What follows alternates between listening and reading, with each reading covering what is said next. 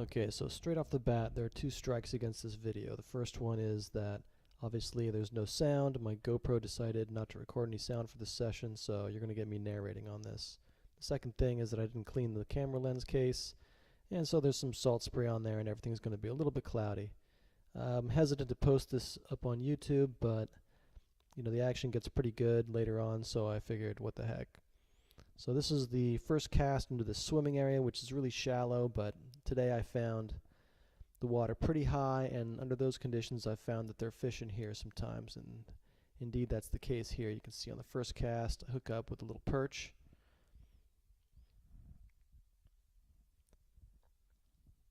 And after I got him off, I continued fishing this area for about an hour. It's about a quarter-mile down the beach, so I was just walking down the beach, kept making casts, and I didn't get another bite until I got to this decrepit jetty here on the side. And I saw a fish pop over here in this calm water. Threw a couple casts at it with nothing until I got this. I'm throwing here a quarter ounce, or it's an 1/8 ounce jig with a gulp swimming mullet on there, 4-inch in white. And I got a little bite here. This guy didn't fight very much, and I thought first he's a perch, but turns out, look at that, a speckled trout. That's awesome. In the Middle Bay region, western shore with the water, conditions as they are with little salinity. Look at that. I think that's the most beautiful fish in the Chesapeake. Even if it's a small one, it's quite a prize to get one in my opinion, especially on the western shore. So there he goes back to spend time with his friends.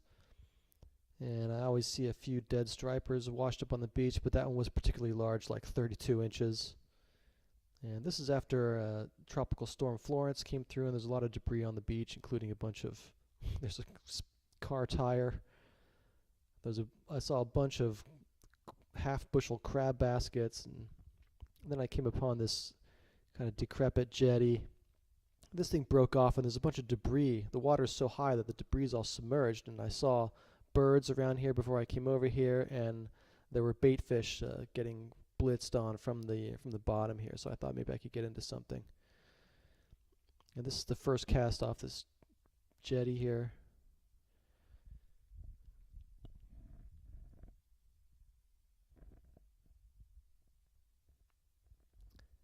And here I'm throwing, I think I still have the 1/8 ounce jig head on, but I've got like a little paddle tail zoom shad on there. 4-inch, 4.5 inch I think in white. And there's my first hookup.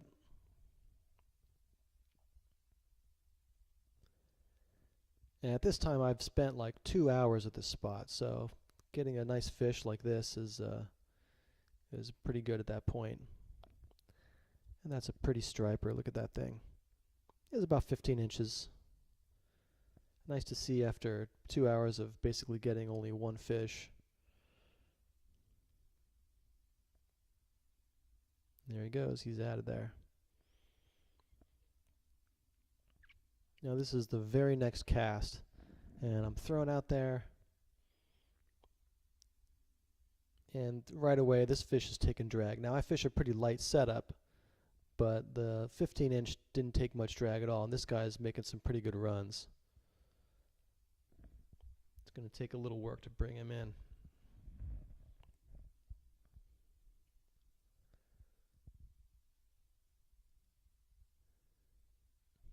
And at this point I am just over the moon, because most of the time when I come and fish the bay at this spot I get the big skunk, but to come in here and find actively feeding fish and even a quality bass like this is really something.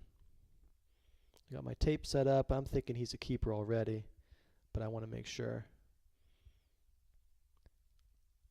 I'll line him up, and he's going to make 21 inches.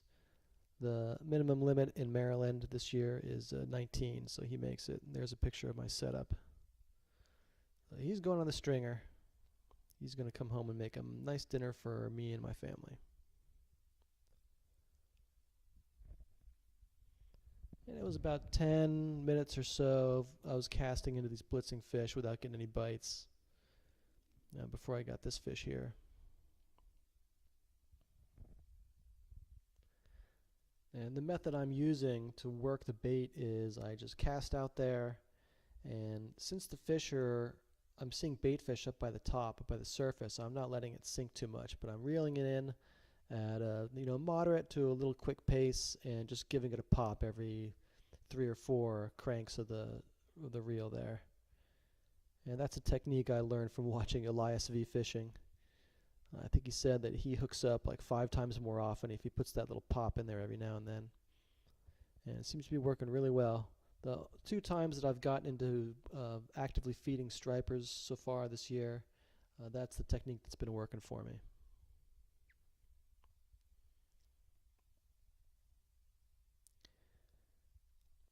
Here's another fish. Most of these guys were, 15 and maybe 16-inch class.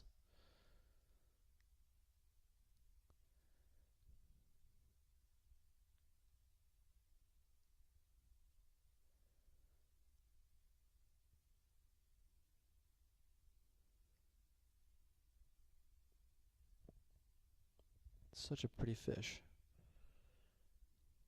Come over here and take a look at the length on him, and he's going to measure 15 inches.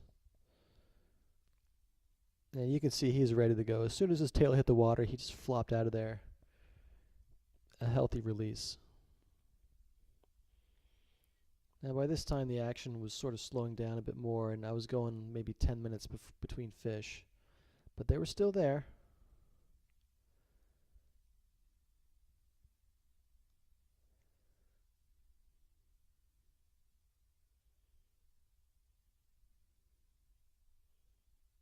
Let's take a look at this guy. He was a little bit bigger than the last, I think. That's 16 inches. So, yeah, I did not throw him in the water. I was going to put him in there, and he just basically wiggled and jumped out of my hand. And you see this time I let the bait sink all the way to the bottom. Hit the bottom, and you can see that I think there are, I think I've seen this before, like later in the blitz cycle, the bass kind of hang around on the bottom waiting for pieces of fish to fall down, and they scoop them up off the bottom. So I'm thinking maybe at this later stage in the blitz that the bass were cruising the bottom, and that's why I got this one. At this point the bites were few and far between.